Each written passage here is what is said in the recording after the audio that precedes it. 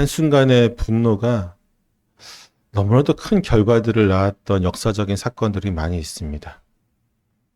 1914년 6월 28일 날 오스트리아 헝가리 제국의 황태자 프란츠 페르디난드는 그의 아내와 함께 사라예보에 방문하게 됩니다.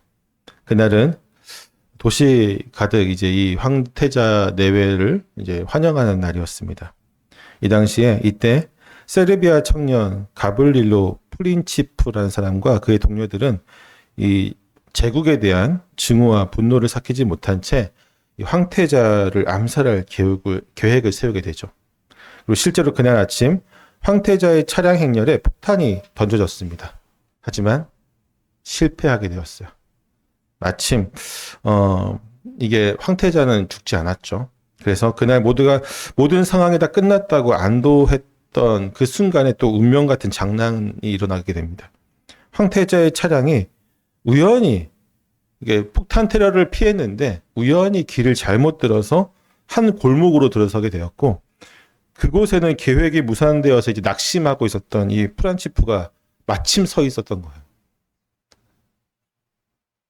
그 순간 이 청년은 눈앞에서 자신이 증오하던 제국의 상징, 그 황태자가 단 몇 미터 앞에 멈춰 서 있는 것을 보면서 분노에 사로잡혀 바로 그 자리에서 권총을 꺼내서 방아쇠를 당기게 됩니다.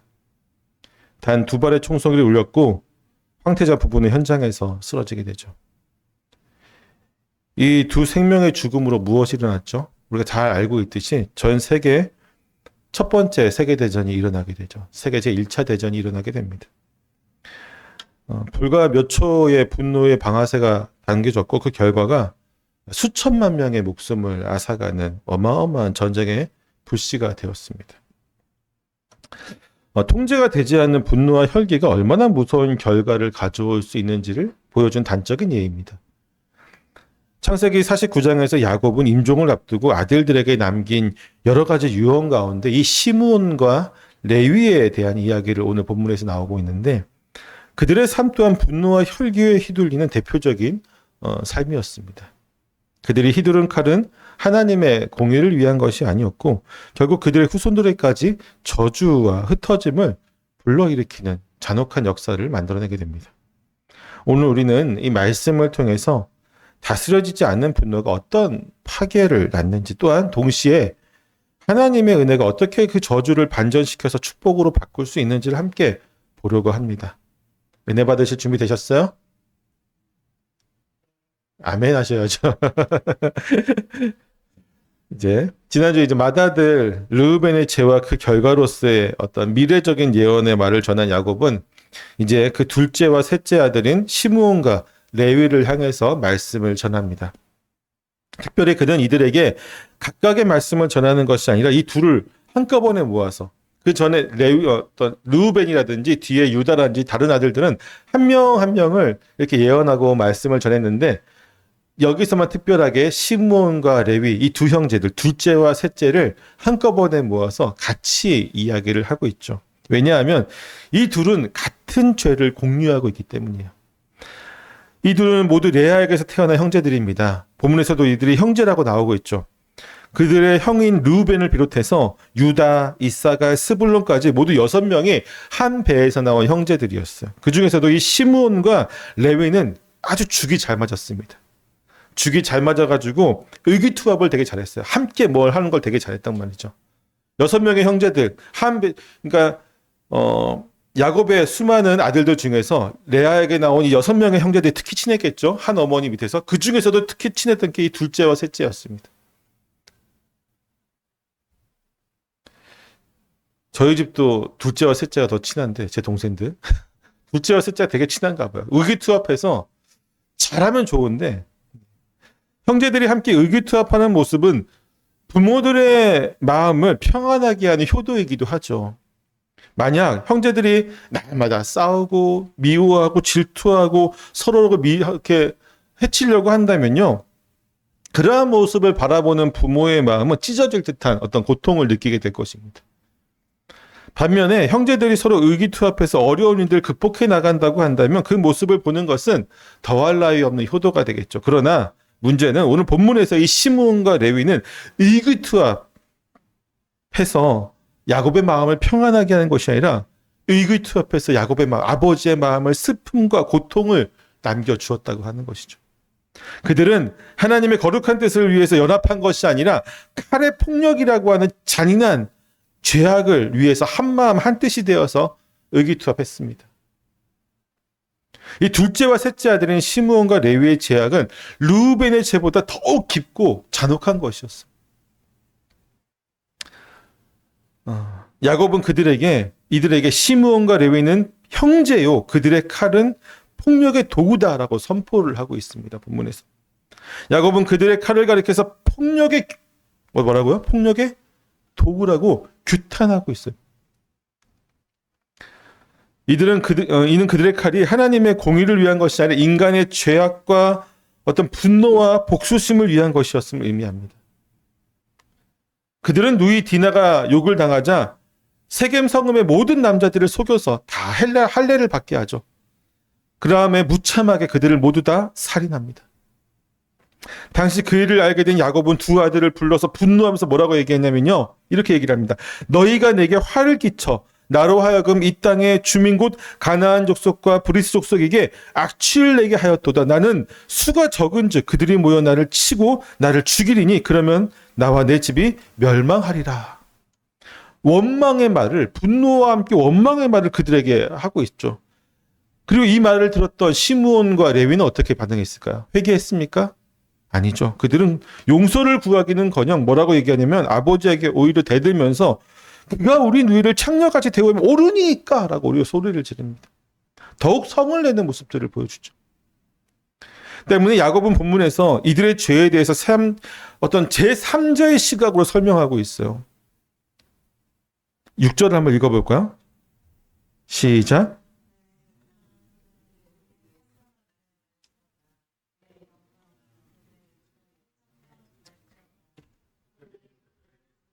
사람을 죽이고 그들의 혈기대로 소의 발목 힘줄을 끊었음이로다. 아멘. 야곱이 첫째 아들 지난주 설교에 르우벤에게는 뭐라고 했냐면 너는 탁월하지 못하리니 내가 아버지의 침상에 올라가 더럽힘이시라. 너라고 하죠. 내가. 2인칭이에요. 나와 너. 이렇게 얘기하고 있는데 지금 시므온과 레위에는 뭐라고 해요? 그들의 모의, 그들의 집회 뭐 이런 식으로 3인칭 대명사를 사용하고 있어요. 그러니까 나와 너는 뭐예요? 관계가 있는 거죠. 르우벤 첫째 아들이 아무리 아버지의 침상을 더럽히고 그렇게 죄를 지었어도 그래 하는 건데 지금 시므온과 레위한테는 선을 긋고 있어요. 그들이에요. 그들.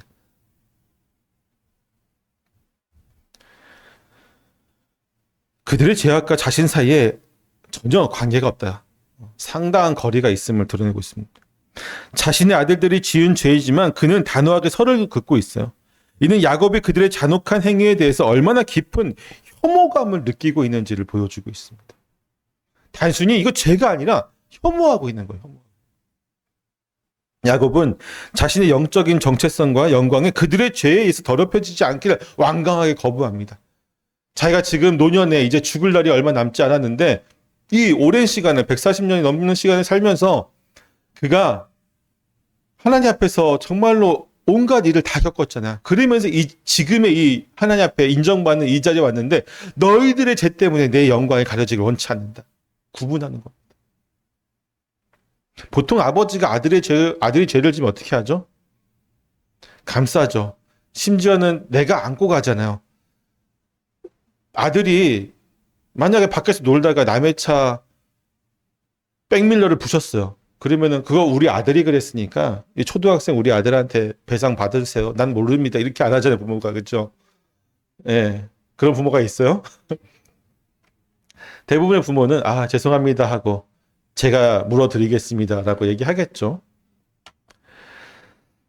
하지만 야곱은 그렇지 않아요. 지금 얼마나 이 죄를 혐오하고 있으면 선을 긋고 있고 이 죄는 나랑 전혀 상관없습니다 라고 얘기하고 있습니다.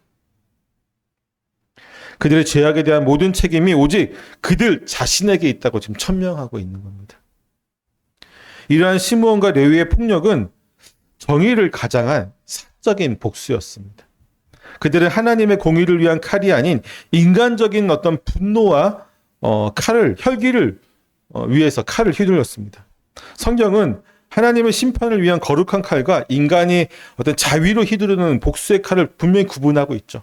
똑같은 칼이지만 성전, 하나님의 영광을 위해서 싸우는 전쟁이 있는 반면에 인간의 욕심을 위한 전쟁이 있어요. 이것은 분명히 구분되어집니다. 하나님의 칼은 공의와 질서를 세우지만 인간의 복수심으로 가득 찬 칼은 파괴와 혼란만을 야기시킵니다. 시몬과 레위는 자신들의 행위가 정당하다고 여겼지만 하나님의 말씀은 사적인 복수가 아닌 하나님께 심판을 맡기는 신앙을 요구하고 있어요. 로마서 12장 19절을 보면 이렇게 얘기합니다. 내 사랑하는 자들아, 너희가 친히 원수를 갚지 말고 하나님의 진노하심에 맡기라. 기록되었으되 원수 갚는 것이 내게 있으니 내가 갚으리라. 주께서 말씀하시느니라. 바울이 얘기하는 거죠. 사랑하는 자들아 그랬어요. 바울이. 누구예요? 믿음의 형제들에게 얘기하는 거잖아요. 하나님을 믿는 믿음의 형제 자매들, 그들에게 친히 얘기하는 거예요. 원수를 갚지 말아라. 제발 좀. 너네가 원수 갚지 말아라. 너네가 하는 것은 아무리 그것이 거룩하다고 하고 정당하다고 할지라도 그것은 사적인 복수밖에 되지 않는다라고 얘기하는 겁니다. 복수는 누구에게 맡기라? 하나님에게 맡기라. 바울이 살던 이 시대는 어떤 시대였습니까? 박해받는 시대였잖아요. 그리스도인들이, 사랑하는 이 바울의 형제 자매들이 이 마음의 분노가 얼마나 많았을까요? 어제 분명히 나랑 같이 예배드렸던 사람이 오늘 잡혀가서 죽어요. 누가 밀고를 내서 또 다 들어갑니다. 내가 언제 죽을지 몰라서 도망다니고 있고 무덤 속에 들어가서 예배를 드리고 있어요. 이 가슴 속에 분노가 얼마나 많을까요? 심지어 이 분노는 사적인 분노가 아니에요. 거룩한 분노예요. 하나님 백성들을 공격하는 것이고 하나님을 핍박하는 것이고 하나님의 몸된 교회를 핍박하는 것이니까 이것은 정말 거룩한 분노라고 느껴졌을 텐데 그럼에도 불구하고 이 거룩한 분노조차도 너네가 갖지 말라고 바울은 이야기를 합니다. 왜? 복수는 누구 것이에요? 하나님의 것이니까. 아무리 그것이 거룩하다고 할지라도 그 하나님의 것을 내가 갚는 순간에 그것은 사적인 복수밖에 되지 않는 거예요. 물론 하나님이 우리라고 하는 도구를 사용하셔서 복수를 할 때도 있겠죠. 하지만 그것은 분명히 하나님 어떤 메시지를 주실 때죠. 자신의 기분대로 하는 게 아니에요. 오늘날 우리의 삶에서도 시므온과 레위와 같은 폭력적인 죄는 다양한 형태로 우리 사회에 나타나고 있습니다. 그들의 칼이 잔인한 폭력의 도구로 사용되는 상황들을 많이 보게 되죠. 현대사회에는 특히나 그 칼을 대신하는 정말 다양한 형태의 폭력이 존재합니다. 단순히 주먹을 사용하고 총칼을 사용하는 것만이 아닙니다. 정말로 다양한 것들이 우리 사회의 폭력으로 존재하죠. 정의를 부르짖지만 그 안에 분노와 혈기가 가득한 우리의 모습은 미처 마치 세겜 사람들을 향한 무자비한 칼을 휘두르던 시므온과 레위의 모습과도 다르지 않습니다. 특히 요즘에는 제가 보니까 어디에서 폭력이 제일 극심하게 난무하냐면요. 온라인 공간이에요. 온라인은 무엇이 보장되어 있냐면요. 익명성이 보장되어 있습니다. 그 익명성이라는 가면 아래에 폭력이 만연화되고 있습니다. 키보드와 스마트폰은 우리의 칼이 되어서 상대방의 인격을 난도질하고 존재 자체를 깎아내리고 옳은 말과 정의로운 비판이라는 명분 아래에서 쏟아지는 언어의 칼은 물리적인 상해만큼이나 깊고 정말 지울 수 없는 상처들을 남기게 되죠. 우리는 종종 우리의 분노가 하나님의 공의를 위한 것이라 착각을 하지만 성경은 사람을 성내는 것이 하나님의 의를 이루지 못한다라고 이야기합니다. 야고보서 1장 20절 말씀이에요. 사람의 성내는 것이 하나님의 의를 이루지 못한다고요. 분노는 하나님의 의에 절대 다가갈 수 없습니다. 그것이 어떠한 분노에도 마찬가지입니다. 내가 생각하기에 이 분노는 정당한 것이야, 거룩한 것이야, 하나님을 위한 것이야, 교회를 위한 것이야. 어떠한 말로 포장을 해도 결과는 같아요. 하나님의 의에 이르지 못한다는 것입니다. 그게 분노예요. 우리의 분노가 죄의 혈기에서 비롯된 것이라면 그것은 결코 거룩한 이의 도구가 될 수 없습니다. 시므온과 레위의 제약은 하나님의 공의를 인간적인 복수심으로 대체한 데 있었습니다. 우리 또한 마찬가지죠. 우리가 스스로 재판관이 되어서 사람을 정죄하고 파멸시키려고 할 때 우리는 하나님에서 쥐고 계신 심판의 칼을 빼앗으려고 하는 죄를 범하는 겁니다. 저 사람이 못나 보일 수 있어요. 교회에서 왜 저렇게 자꾸 교회에서 교회를 화합시키지 못할까? 교회 안에 들어오지 못할까? 아니면 교회 공동체를 자꾸만 저 사람이 분열시키는 것처럼 느껴질 때도 있고, 아니면 저 사람 때문에 우리 교회가 온전하게 되지 못하는 것 같이 느껴질 때도 있고, 예배가 방해받는 것처럼 느껴질 때도 있고, 정말 우리 신경을, 우리의 어떤 마음을 건드리는 것들이 주변에 많이 있을 수 있어요. 정말로. 근데 거기에 대해서 굳이 지적할 필요 없습니다. 특히나 성도들 사이에서는 결코 하지 마세요. 교회 안에서 어떤 문제가 벌어진다면 그것은 말씀으로 판단하고 가르치는 목사의 몫입니다. 그리고 그 사람에 대한 온전한 심판은 하나님이 하시는 거죠. 개인적으로 가서 어떤 부탁은 할 수 있겠죠. 그 사람이 죄를 짓고 있었을 때 죄에 대해서 권면할 수 있겠죠. 한 번이면 좋게요. 한 번. 그 이상도 하지 마세요. 2번 되면 이게 폭력이 됩니다. 제가 항상 가르치는 게 있잖아요. 저 사람의 죄를 공동체에서 봤을 때 어떻게 하라고요? 한 번 가서 권유하고, 안 받아들이면 어떻게 하라고요? 장로와 같이 2-3사람이, 특히나 거긴 장로가 무조건 들어가야 되죠. 장로와 목사가 가서 한 번 더 권유하고, 그것도 아니면 당회원들이 가서 3번 하고 안 되면 7위가 들어가는 게 맞아요. 그렇게 하는 것이 맞습니다. 여러분, 우리가 그리스도에서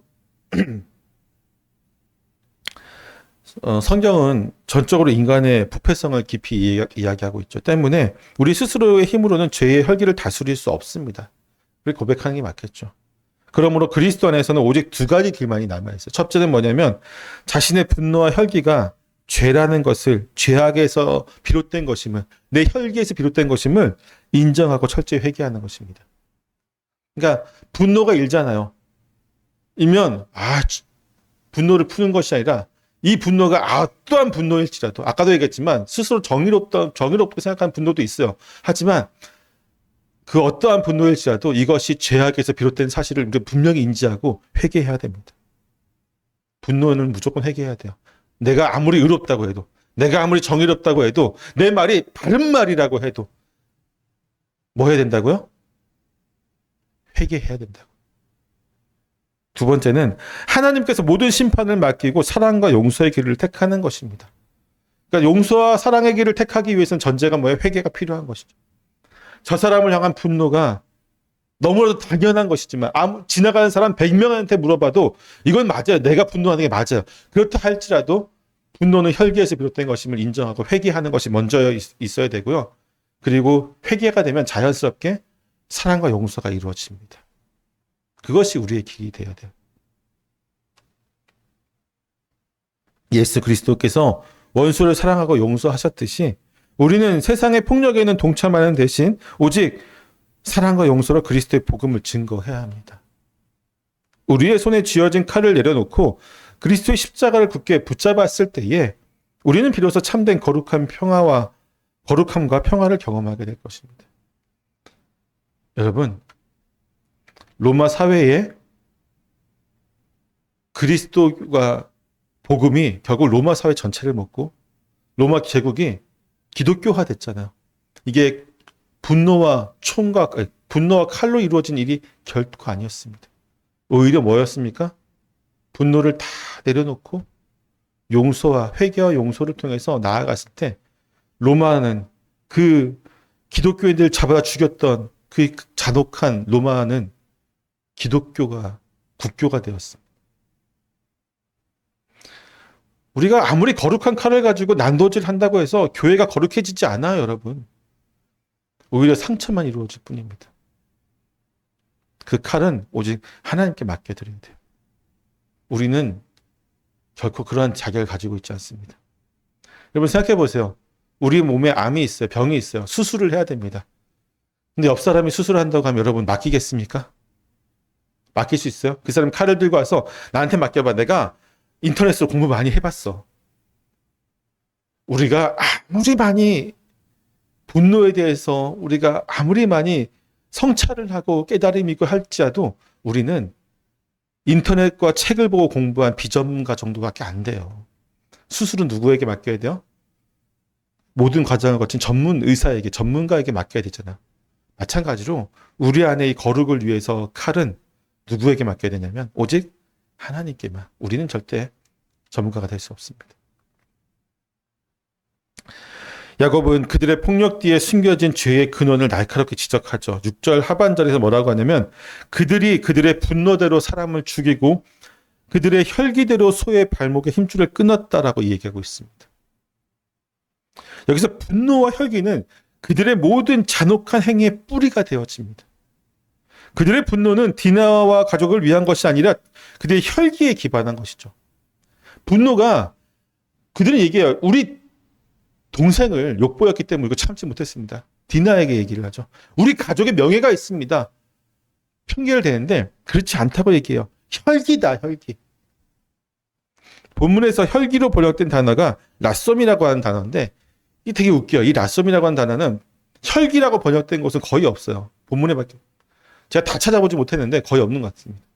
주로 이 단어가 주로 성경에서 어떻게 번역되냐면 기쁨, 즐거움, 욕망, 의지, 마음의 어떤 상태를 나타낼 때 이 라솜이라고 하는 단어가 사용됩니다. 성경에서 대부분. 혈기로는 거의 해석이 안 되더라고요. 제가 거의 다 찾아본 건 아니지만. 즉 그들의 살인 행위는요. 뭐예요? 하나님의 공의를 위한 것도 아니었고 여동생의 명예를 위한 것도 아니었고 가족의 안위를 위한 것도 다 아니었어요. 뭐냐면 그들은 단지 자기의 마음이 이끄는 대로 쾌락을 위해서 잔인한 행동을 했던 겁니다. 이 마음이 원하는 대로 한 거예요. 자기가 하고 싶은 대로 한 겁니다. 그들의 마음은요, 자신 욕구를 위해서 분노를 무기 삼아서 스스로를 충족시켰던 것이죠. 만족시켰던 거예요. 그럼에도 불구하고 그들은 너무나 뻔뻔하게 이 모든 일을 뭐라고 얘기해? 의를 위해서 행했다. 의를 위해서. 그렇게 포장을 합니다. 그들은 자신들의 잔혹한 행동을 정당화하면서 오히려 우리가 우리 누이를 창녀같이 대우하면 옳으니까라고 외치고 있죠.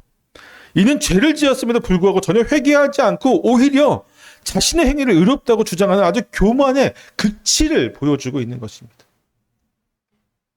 우리의 타락한 감정은 결코 선한 일을 행할 수 없어요, 여러분. 사실상 우리가 감정적으로 행하는 일은 대부분 그 결과가 하나님의 의와는 멀어지게 됩니다. 아까는 분노만 얘기했지만 사실 그렇지 않아요. 분노를 포함해서 우리가 감정적으로 행하는 모든 일들은 사실 대부분 옳은 결론이 나오지 않는 경우가 대부분입니다. 특히 그 감정이 이성이라고 하는 키의 인도를 받지 않게 되었을 때는 돌이킬 수 없는 결과들을 가져오기를 합니다. 때문에 감정에 따라서 움직이는 것을 저는 굉장히 좀 부정적으로 바라봅니다. 교회 안에서 이런 것도 있죠. 제가 옛날부터 비판했던 것 중에 하나가 뭐였냐면 부흥 집회라든지 아니면 찬양 집회 가서 열정적으로 뛰면서 찬양하고 방언으로 기도하고 몸을 불불 떨면서 그게 나쁘다는 건 아닌데 결국은 그 감정 안에서 나는 지금 하나님 앞에 엄청나게 지금 내가 하나님과 합일되어 있는 것처럼 느끼는 그 상태가 진짜가 아니라니까요. 감정이 우리를 속이는 거예요. 그 사람들이 만약에 그 순간에 그 집회를 통해서 하나님과 내가 합일되어지고 일치되어지고 그 안에서 내가 정말 거룩해지고 그랬다면 뭐가 돼야 돼요? 변화가 이루어져요. 나와서 그 집회가 끝나서 삶에서 그것들이 증거되어지고 보여줘야 돼요. 하지만 그렇지 않잖아요. 감정이 우리를 속이는 거예요. 구원파도 마찬가지입니다. 구원파가 맨날 구원받은 것을 깨달음이라고 하죠. 그 순간에 그 깨달음이 뭘까요, 여러분? 제가 생각하기에 그거는 감정적인 어떤 카타르시스 같은 거예요. 이 안에서 터져 나오는 거죠. 이게 그 깨달음이라고 하는 것으로 이 감정의 카타르시스를 포장하는데 그래서 내가 이것을 깨달았으니까 난 구원받았다고 얘기하는데 그렇지 않아요. 속이는 거라니까, 감정이. 현대 수많은 사람들이 스트레스라고 하는 만성적인 질병을 가지고 살아갑니다. 이 스트레스가 어느 임계점을 넘게 되면 사람의 이성은 마비되고 그 순간의 감정에 완전히 사로잡히게 버리게 되죠. 최근에 이러한 문제를 발생하는 수많은 사건들이 있습니다. 묻지마 살인이나 가정폭력, 직장 내의 폭언 등 뭐예요? 다 모두 한순간의 어떤 스트레스로 인해서 임계점이 넘어가고 한순간에 분노와 혈기가 이성을 압도하면서 벌어지는 비극적인 일들입니다. 이처럼 감정의 지배를 받는 삶은 결국 우리 자신과 주변의 사람들을 향해서 폭력으로 이어지게 돼요. 그것이 언어가 되었든 실제적인 주먹이 되었든 칼이 되었든 아니면 지위를 이용한 어떤 것이 되었든 분노는 복수를 낳고 증오는 파괴를 낳습니다. 이것이 바로 죄로 인해서 부패한 인간의 감정이 만들어내는 참혹한 결과들이죠. 그럼 감정의 지배를 받지 않으시기를 제발 부탁을 드립니다. 그래서 우리는 더 이상 감정의 지배를 받는 삶을 거부해야 됩니다. 우리의 감정은 거짓되고 변덕스러워서 결코 우리의 삶을 온전한 주인 앞으로 데려가지 못합니다. 심지어 사탄 앞에 데려놓고도 이 사탄이 우리의 온전한 주인이라고 속이는 게 이 감정이에요. 여러분, 이단에 빠진 사람들이 너무 많죠. 그 사람들이 다 뭘까요? 제가 봤을 땐 이거예요. 이성이 시키면 하나님이 주시는 어떤 냉철한 이성과 양심에 따라서 판별하면 그들이 믿는 교주는 다 사기꾼이에요. 종교 사기꾼입니다. 그것도 아주 극악한 사기꾼이죠. 근데 이성이 마비됐어요, 그들은. 이 거짓된, 부패된 감정 안에서 그들은 자신의 인생을 소비하고 있습니다.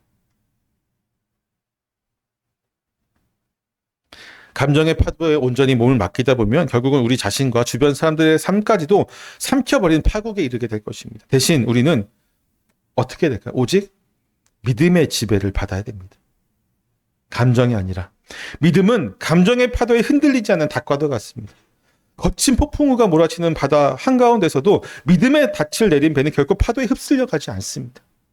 이 믿음은 온전한 믿음이에요. 이단과 같은 이상한 믿음이 아니라.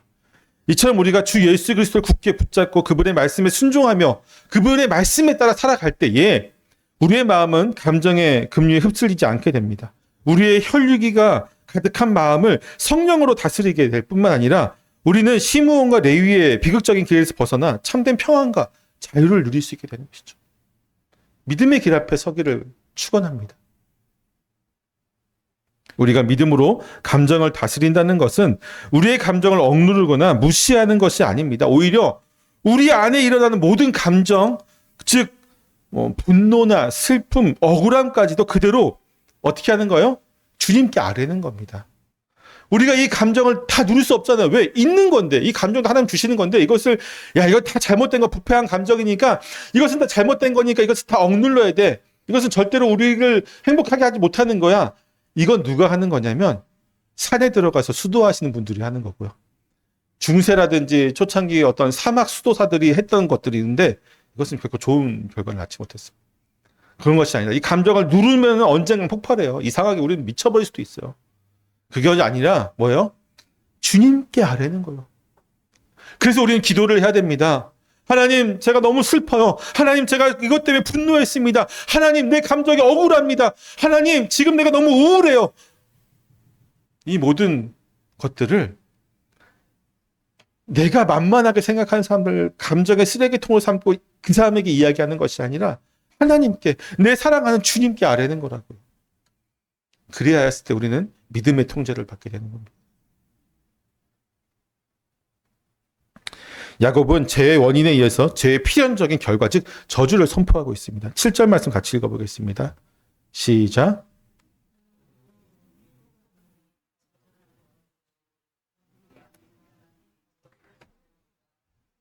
그들을 야곱 중에서 나누며 이스라엘 중에서 흩으리로다. 아멘. 이 저주라고 하는 단어가 아루르라는 단어예요. 아루르. 아주 강력한 단어인데 이 단어는 창세기에서 하나님께서 뱀에게 그리고 가인이 동생을 죽인 후에 땅에게 사용하신 단어입니다. 아주 강력한 저주이죠. 때문에 야곱이 시므온과 레위에게 한 이 저주는요, 야곱이 감정적인 어떤 자신의 어떤 감정에 의해서 너네 진짜 잘못되기를 원한다고 한 저주가 아니라 죄에 대한 하나님의 공의로운 심판을 대언하는 것 같습니다. 이 아루르가 하나님이 사용했다니까요. 뱀에게, 땅에게. 죄의 본질은 하나님과의 관계에서 단절이죠. 시므온과 레위가 휘두른 칼의 폭력은 감정에 휘둘려서 행한 극악한 살인을 낳았고, 이는 하나님의 언약과 공동체의 질서를 파괴하는 죄의 참혹한 결과를 만들었습니다. 때문에 그들은 야곱의 입을 통해서 선포된 하나님의 저주 아래 놓이게 된 것이죠. 앞서 르우벤이 그러했듯이 이 저주는 그들의 개인적인 삶뿐만 아니라 그들의 후손에게까지 영향을 미치는 아주 극악한 저주가 되어집니다. 죄는 단순히 한 번의 행동으로 끝나지 않습니다.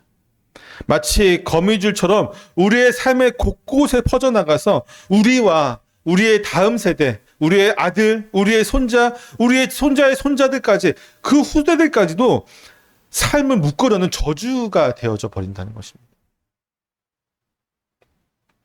시므온 자손에게 임한 저주는 뭐였냐면 정체성의 소멸이었어요. 가나안 땅에 들어갔을 때에 시므온 지파는 독자적인 기업을 받지 못하고 유다 지파의 땅 안에 흩어져서 여러 성읍들을 할당받게 됩니다. 안타깝죠. 시간이 흐르면서 그들은 점차 유다 지파에 흡수되어서 그들만의 고유한 정체성을 다 잃어버리게 됩니다. 시므온 지파는 이스라엘 역사에 점차 희미해져 갔으며 다윗 왕국이 남북으로 분열될 때에도 그들은 남유다 지방의 일원으로 포함될 만큼 존재감이 미약했어요. 그만큼 별 볼 없는 존재가 됐습니다. 이는 혈기의 죄가 한 지파를 어떻게 소멸시켜 나가는지를 보여주고 있습니다. 반면에 레위 자손에게 임한 저주는 뭐였냐면 흩어짐이었습니다. 그들은 가나안 땅에 들어갔을 때 어떠한 땅도 분배받지 못하고 이스라엘 각 지파에 흩어져서 살게 되죠. 이것은 언뜻 보면 시므온 지파와 비슷한 저주로 보이지만 하나님의 주권적인 섭리 안에서 놀라운 반전의 계기가 되어집니다. 그 놀라운 반전은 바로 저주가 축복으로 바뀐 것이죠. 이스라엘 백성의 시내 산에서 금송아지의 우상을 숭배하며 하나님께 반역했을 때에 모든 지파가 다 죄를 범했던 그때에 모세가 여호와 편에 있는 자는 내게로 오라고 외쳤을 때에 오직 레위 지파 자손들만이 모세의 편에 서서 우상 숭배자들을 심판했습니다. 이 사건을 통해서 하나님은 그들의 혈기 가득한 성품을 하나님의 거룩을 지키는 도구로 사용하게 되신 거죠. 결국 레위 지파는 땅을 기업으로 받지 못하는 저주를 받았지만 그 대신에 이스라엘 모든 지파에 흩어져서 하나님의 제사장과 율법 교사가 되는 영광스러운 사명을 받게 됩니다. 저주가 축복이 되어지는 것이죠. 시므온과 레위는 똑같은 저주였어요. 그렇죠? 하지만 한쪽은 그 저주 아래에서 점점 더 희미해져 간 반면에 한쪽은 오히려 그 저주가 축복으로 바뀌는 영광을 얻게 되죠. 이것이 바로 하나님의 놀라운 주권적인 섭리입니다. 하나님께서는 시므온의 죄를 심판하여 소멸시키셨지만 레위의 제약된 혈기를 회개와 순종을 통해서 거룩한 목적을 위한 도구로 재창조하셨습니다. 레위 지파가 그들의 저주를 축복으로 바꾸게 된 것은 단순히 그들의 행위가 의롭기 때문이 아니에요. 그들은 이스라엘 모든 지파가 우상을 숭배했을 때에 하나님의 편에서는 믿음을 선택했기 때문입니다. 그리고 그들의 폭력적인 성향마저도 하나님께서 굴복시켰기 때문이죠. 여기에 하나님의 전적인 은혜와 인간의 순종의 관계가 드러나는 거죠. 인간의 죄악된 본성은 스스로를 구원할 수 없지만 하나님의 주권적인 선택과 은혜를 붙잡았을 때에 그들의 흩어짐은 이스라엘 전체에 하나님의 율법과 기록을 전하는 거룩함을 전하는 거룩한 소명이 되어졌습니다. 죄의 굴레에서 벗어나기 위해 혈기를 버리고 오직 하나님께로 돌이킨 레위 지파처럼 우리 역시 그리스도의 십자가 앞에 우리의 모든 죄와 감정들을 내려놓아야 하는 것이죠. 우리는 우리의 혈기와 분노가 얼마나 무서운 결과를 초래하는 진지하게 돌아보아야 합니다. 아마 우리가 돌아보게 되면 지난날 우리 과거 속에서 안 좋은 일들, 잘못된 결과들은 아마 대부분, 다는 아니겠지만 거의 대부분은 우리가 감정대로, 우리의 혈기와 분노대로 행했던 결과들일 가능성이 매우 높습니다. 겉으로 드러나지 않는 우리의 죄악된 말과 생각마저도 우리 자신과 우리의 자녀들에게 영적인 어두움을 드리울 수 있습니다. 그러나 성경은 이 저주를 피할 수 있는 유일한 길이 오직 예수 그리스도 안에 있음을 선포하고 있습니다. 우리는 죄로 인해 저주받아 마땅한 존재이지만 그리스도께서 십자가에서 우리를 대신해 그 저주를 받으셨기 때문이죠. 시므온과 레위의 저주는 우리에게 죄의 심각성을 깨닫게 하고 오직 그리스도의 보혈만이 우리를 이 저주에서 구원할 수 있는 유일한 것임을 다시 한번 깨닫게 해줍니다. 사랑하는 성도 여러분, 야곱이 시므온과 레위에게 남긴 예언의 말씀은 단순히 어떤 우리에게 남겨진 영적 교훈뿐만 아니라 결국 그들의 죄는요, 나눔과 흩어짐이라는 비극적인 결과를 낳았잖아요. 시므온 지파는 그들의 죄악된 혈기 때문에 역사 속에서 그 정체성을 잃고 소멸되어져 갔고, 이처럼 죄의 결과는 항상 공동체를 어떻게 합니까? 분열시키고 관계를 파괴하게 하고 우리의 영혼을 정말 파멸로 점점 더 이끌게 되는 것이죠. 그러나 레위 지파는 그들의 운명은 우리에게 소망의 메시지를 오늘 주고 있어요. 똑같이 흩어지는 저주를 받았지만 그들은 그 저주를 역전시켜서 축복으로 바뀌었습니다. 금송아지 사건에서 그들이 보였던 거룩한 선택과 순종은 그들의 죄악된 혈기를 하나님의 거룩한 거룩을 위한 도구로 재창조하는 하나님의 주권적인 섭리를 경험하게 합니다. 그들의 흩어진 땅에서 이스라엘 전체에 하나님께 나아가는 거룩한 지파를 열었던 것이죠. 이것이 뭐냐면 바로 복음의 핵심이에요. 우리는 모든 죄로 인해 하나님과 멀어진 존재잖아요. 흩어진 존재예요. 우리가 바로. 우리의 혈기와 분노는 하나님과 우리의 사이를 분리시키고 공동체를 무너뜨렸습니다. 그러나 하나님께서는 흩어진 우리를 다시 모으시고 죄로 인해 저주받은 우리의 본성을 그리스도 안에서 새로운 피조물로 재창조하셨습니다. 우리의 죄와 허물에도 우리의 어떤 모든 그런 것에 불구하고 하나님께서는 예수 그리스도의 복음을 그분의 십자가를 통해서 우리를 구원하여 주셨습니다. 오직 예수 그리스도를 믿는 믿음으로 말미암아 하나님의 거룩한 도구로 빚어지는 축복의 삶을 살 수 있는 저와 여러분 되시길 축원합니다.